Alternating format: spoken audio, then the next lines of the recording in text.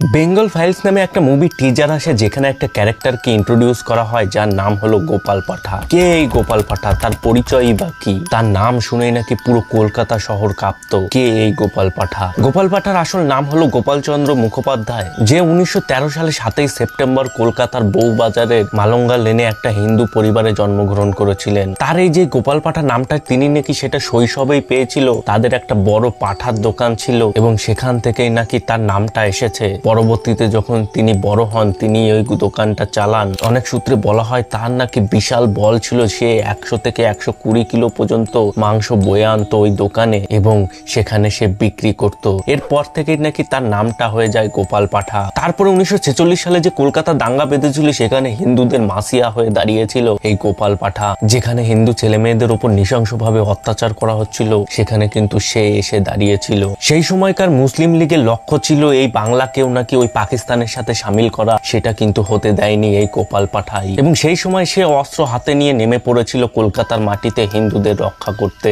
এবং তার দলে সেই সময় অনেক লোক জয়েন করেছিল। এর জন্যই তো মুসলিম লীগ তাকে ডাকাত বলে আখ্যা দিয়েছিল। তার মুখ দিয়ে যদি এই কলকাতা দাঙ্গার পুরো ব্যাপারটা জানতে চাও তাহলে একটা তার ইন্টারভিউ ইউটিউবে অ্যাভেলেবেল আছে, যেটা তোমরা শুনে আসতে পারো, যেখানে সে লন্ডনের একটা পত্রিকায় ইন্টারভিউ দিচ্ছিল যে আসলে ওই কলকাতা দাঙ্গার সময় কি হয়েছিল।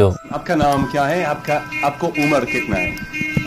আমার নাম গোপাল চন্দ্র মুখার্জি আর উমর হচ্ছে 83।